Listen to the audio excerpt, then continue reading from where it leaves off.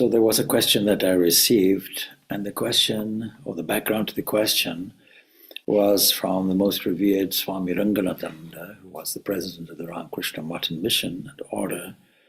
And he says something like this: when the mind is dominated by nature's powers of tamas and rajas, sharanagati, that is self-surrender, if practice will not be genuine.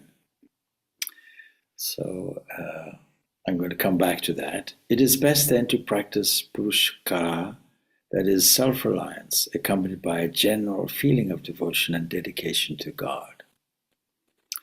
And the question says, well, given my personality and given the advice that you should surrender or let go, then how do we reconcile that statement, this let go attitude, with this self-reliance?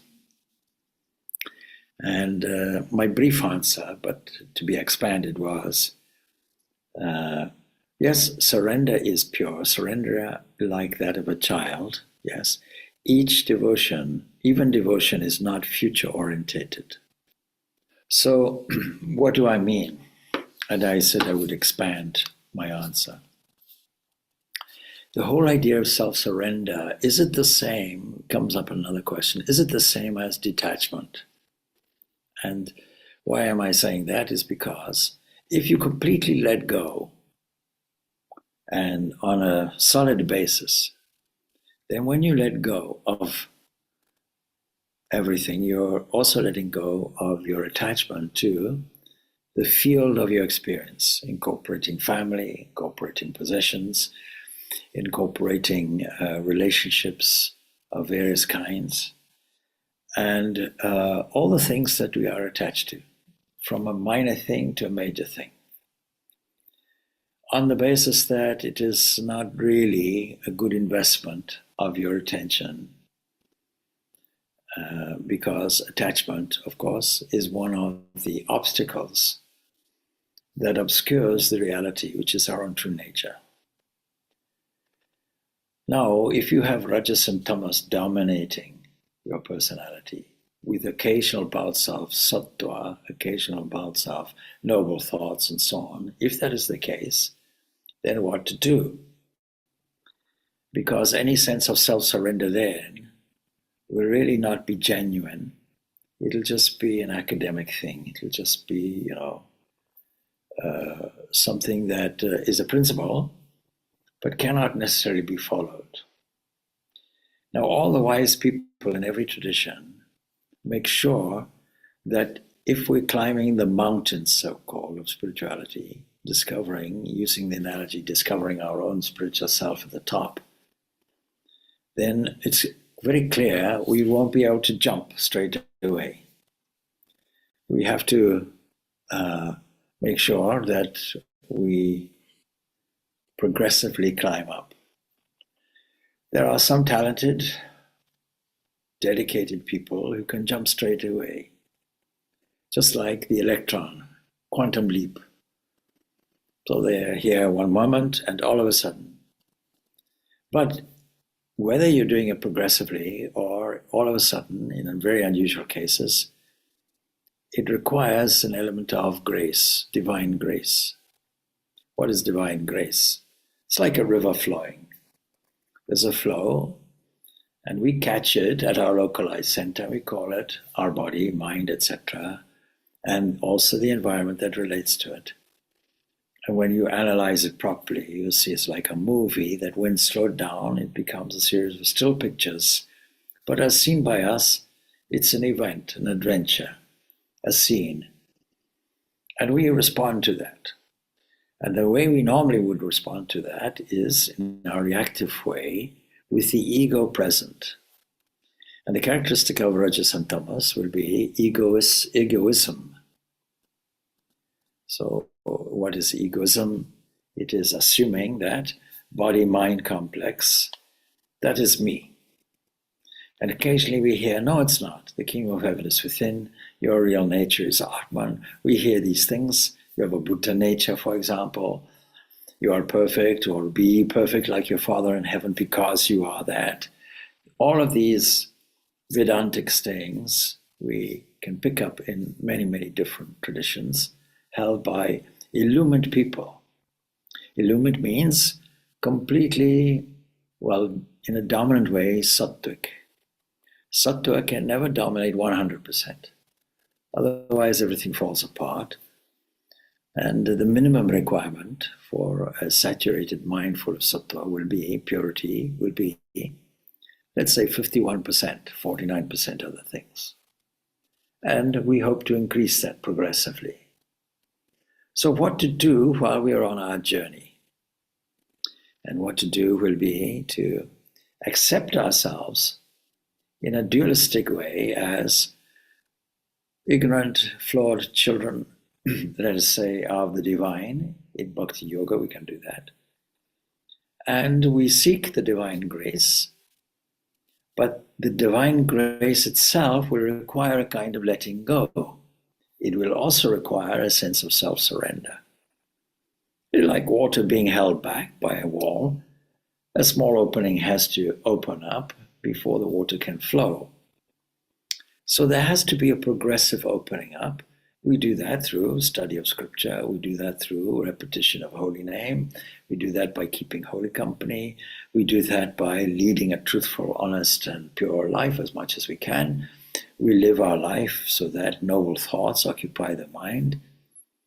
And we would play a kind of operational game like that, whereby the pure and noble thoughts, devoid of all egoistic components, will start progressively to dominate our psyche.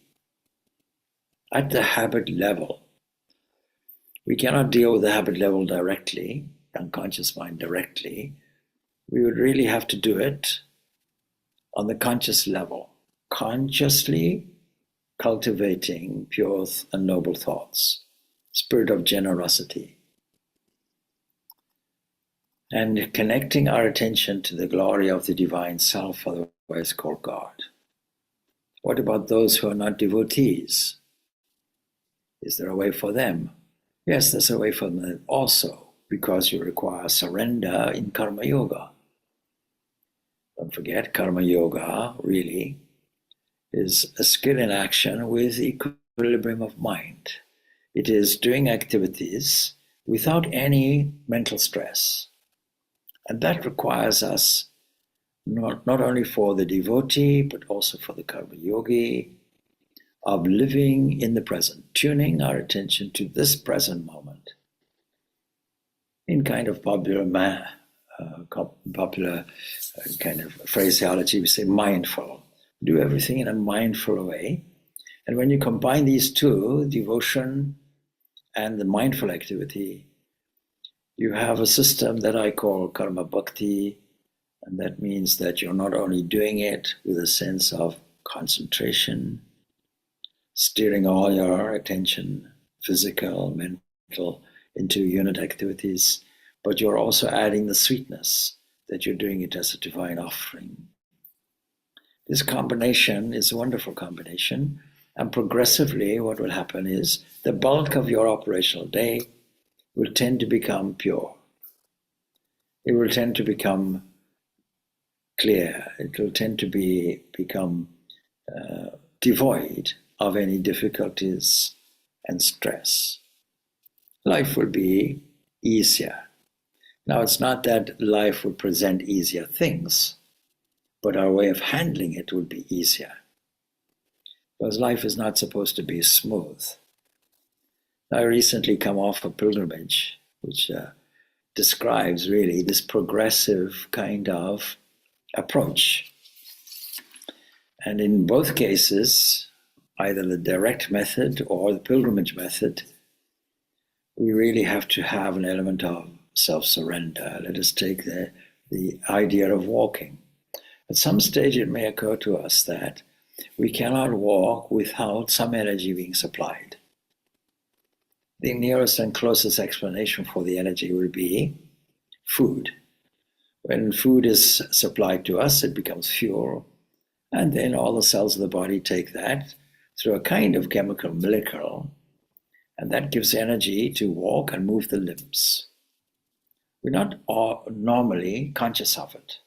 We normally take it for granted we can walk. We normally take it for granted we can talk. We normally take it for granted that our eyes will see things. We normally take it for granted that the senses may bring in clues to redirect our attention elsewhere. So a lot of multiple things are going on, but all supplied really from food. But we have missed out some essential components when we just say food: the capacity to digest the food, the capacity to distribute it, the absorption essence in the human body. The idea that thought arrives unasked as a kind of flow. And when we talk about flow in this context, we are really talking about divine grace. And when we consciously surrender to this divine grace, then the paths are made straight, the crooked paths are made straight before us. Things open up. The divine presence flood not only our being, but the extension of that in our small idea of a world, where people and places and events and scenes all coordinate with my thought. It's happening anyway, but we may as well make sure it happens in an elevating way, which is not only good for the individual, but is good for everyone, the whole of humanity. Just rereading recently Valmiki's Ramayana, where he's describing the city of Ayodhya with gardens and palaces, and everybody is content. No bad people are there, no criminal activities. A kind administration with a kind administrator, seeing the welfare of all citizens, is in great detail described. And we contrast that now to today's cities. Not just in an English translation, see what that feels like, that today increasing crime, warfare is taking place unnecessarily. You may say in the old days warfare also took place. Yes, that would also be true, but there was a systematic aspect to it. Lying along the riverbank, the entire country abounded in corn and wealth. Well, did they have corn in those days? So it's a translation thing. In other words, abounding in grain. It had numerous tanks and places for distributing water, and agriculturalists and cowherds got special facilities there. The provinces were filled with prosperous people, and men and women were happy with meetings and festivities. And unrighteous people left, and ill feelings were absent. Imagine a city like that. The capital was a beautiful and mighty city, inaccessible by its wall and deep moat, its doors and gates. It was crowned with stately edifices, protected with all kinds of instruments and arms, and within it lived thousands of warriors, light-handed, accomplished in fight, but too chivalrous to hit people who were lone or abandoned or hiding or fugitive. That's how it's described by Valmiki. And so we think we have evolved nicely as human beings, but our evolution has made us actually indiscriminate slayers of not only combatants, but non-combatants alike in today's warfare. The idyllic scene that has been portrayed is typical of many of the ancient cities, I would think, that have an ethos where it facilitates people not only to live in a material, comfortable way, but also the ethics, the morals and ethics of looking after citizenry, the common good.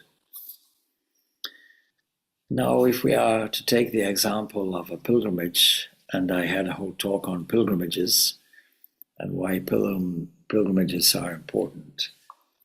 And these last 2 days, I have been on such a pilgrimage where not only did I enjoy the company of pilgrims from different walks of life and different religious backgrounds, but also the whole mental refreshment, even though the body may be suffering, but the whole mental refreshment of walking in the footsteps, if you like, in this case of Saint Columbanus.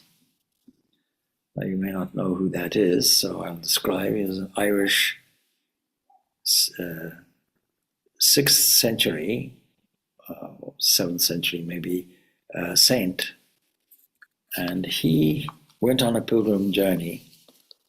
It seems that his pilgrim journey would have started off in something like Waterford or somewhere like that, and went all the way up by foot to Bangor. That's quite a journey. In fact, if you want to see how far of a journey, for those who don't know Ireland, that's how it looks. They're starting from the bottom there all the way up. And you can see a kind of zigzag there, so it's not a straight path. He's not even following the coast. And in those days, the monks were following the example, the model of Saint Anthony of the Desert. It means that the monastic life was very similar to Oriental sannyasis, to monks and nuns. What were they doing? Of no fixed abode. Why was he going to Bangor in Northern Ireland? He was going there in order to join a very, very strict monastery. But on the way, he would have encountered St. Finian's monastery. And St. Finian was also a great Irish saint. In fact, 12 Irish saints are fundamental in the whole pre-Norman history, Celtic Christianity, you might say.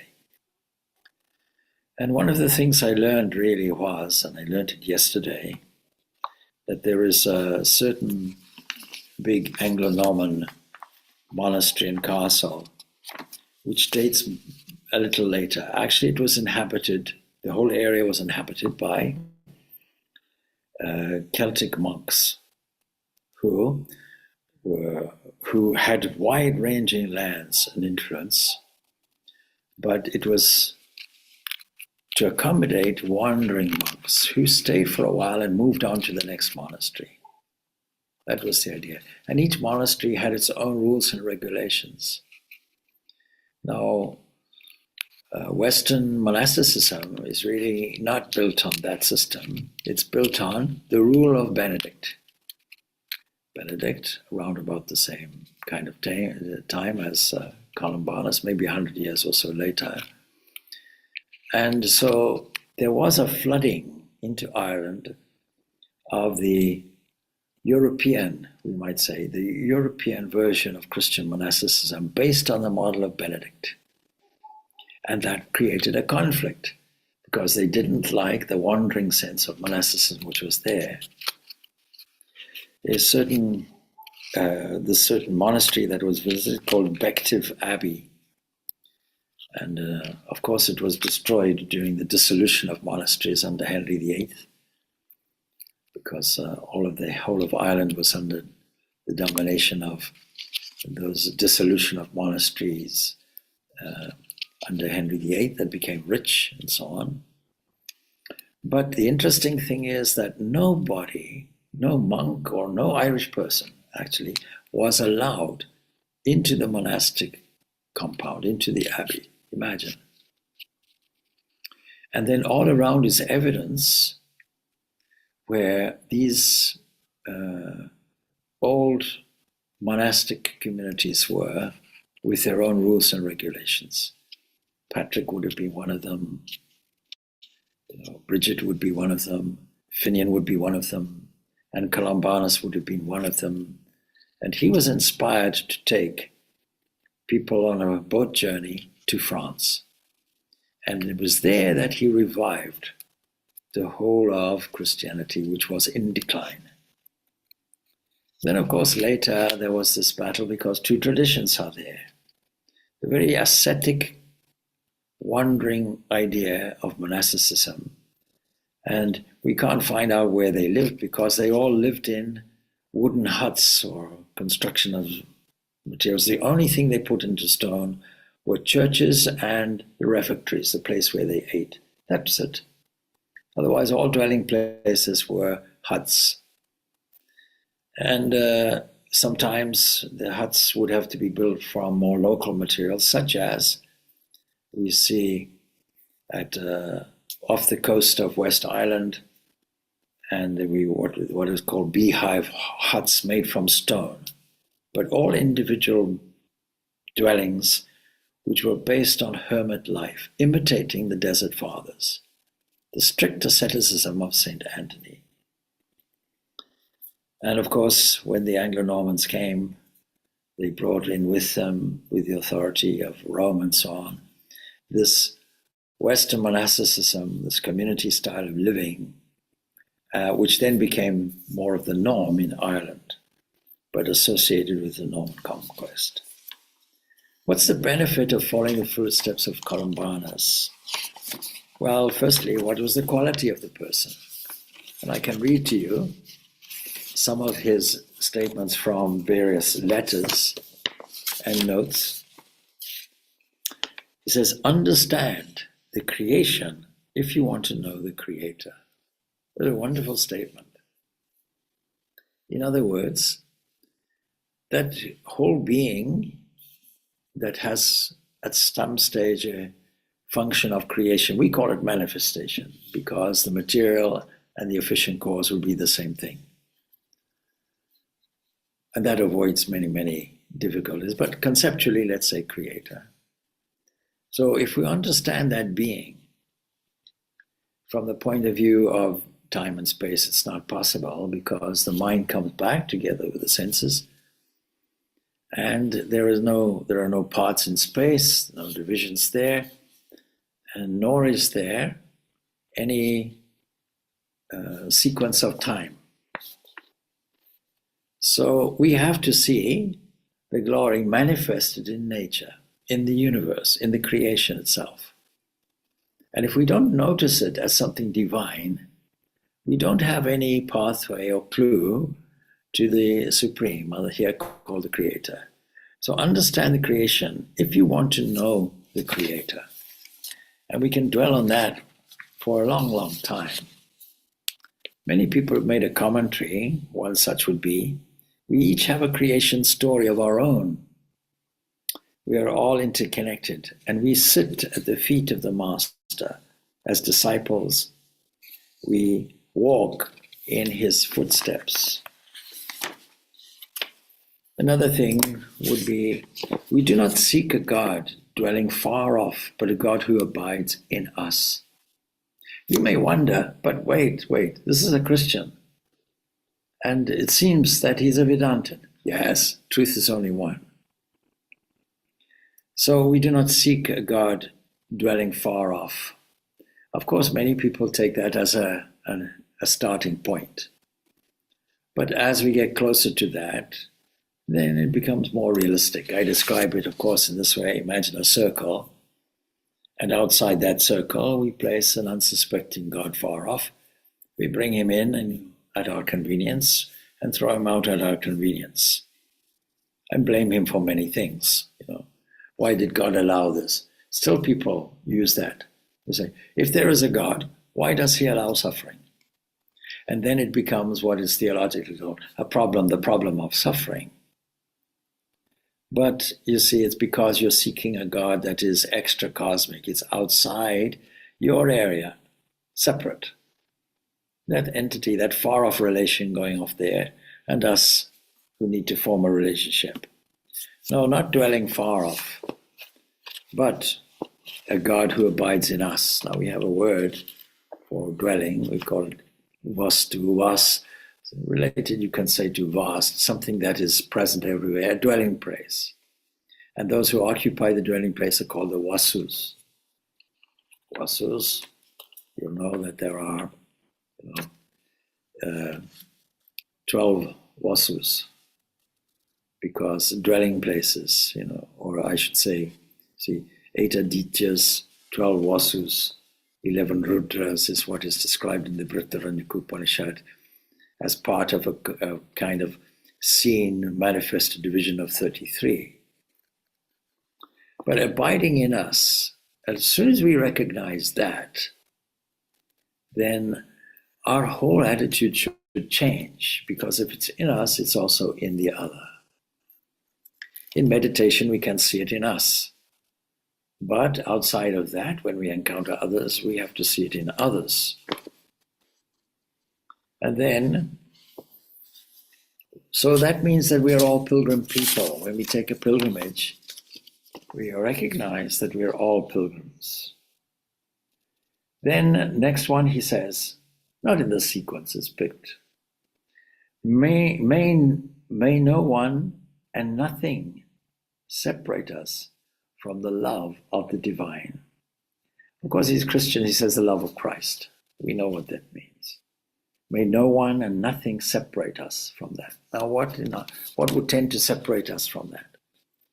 Egoism will tend to separate us from it. It's as simple as that. Because all our difficulties, psychological, etc., and that translates to physical also, will come from this one thing. It is overall, of course, ignorance of our own divine nature that separates us. But the key component for us as individuals, so-called, will be the sense of individuality. I am here, you are there. I like you, why? Well, because you're kind to me. But when you're hostile to me, when you point fingers at me, when you start trying to damage me, then I'll wage a kind of warfare with you. And then your mind is obsessed by things such as revenge and so on. On our journey, we saw many cows, horses too, but let's take cows. They have 4 stomachs. They're digesting all the time, 4 times over. So the cows look so happy and peaceful. And my remark is, yes, they're not chewing the cud of resentment. But if we have a prayer, we can pray, let no one and nothing separate us from the divine. In the name of our common Lord, says another one, please allow me to remain in silence in these woods. One of the walks we did was through woods. And these are kind of small plaques, if you will, on the way, arranged so that you can pause, read, reflect. So, in the name of our common Lord means that we have to take away this idea of exclusiveness in religions.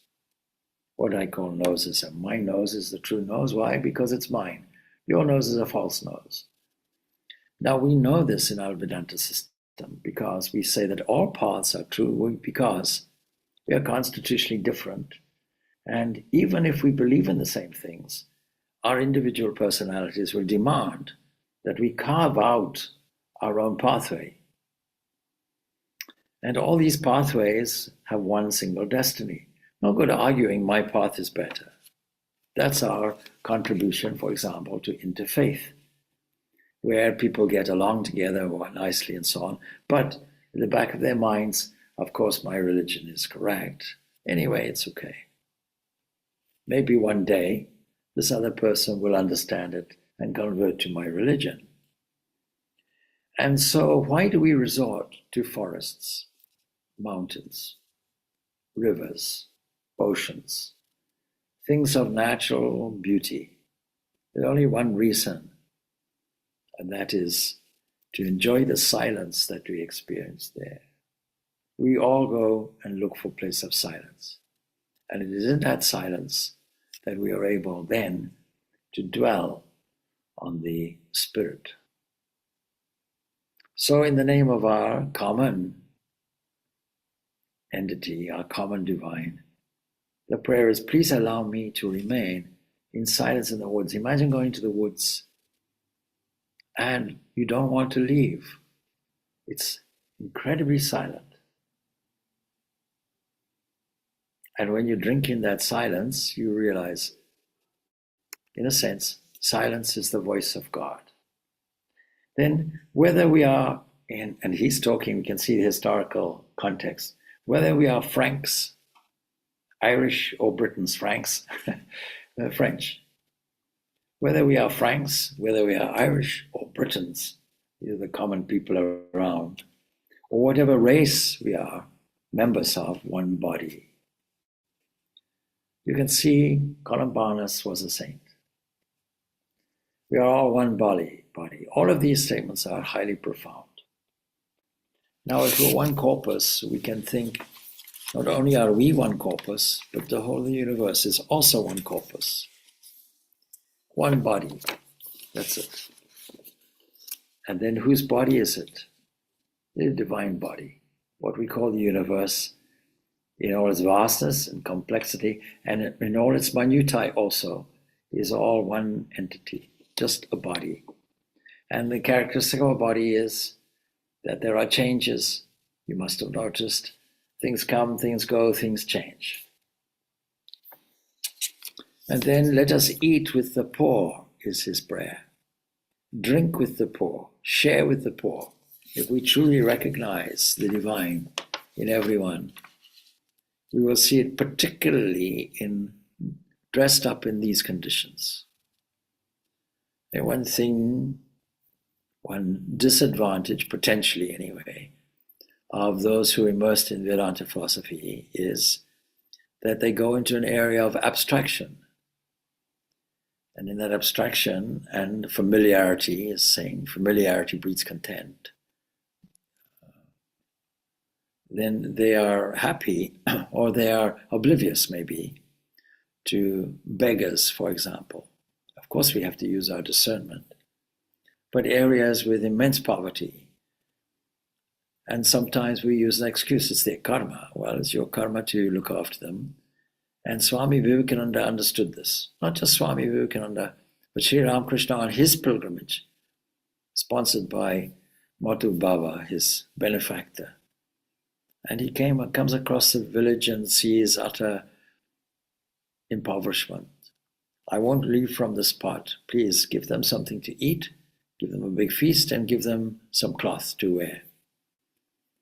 Oh, but we're on our way to the holy places.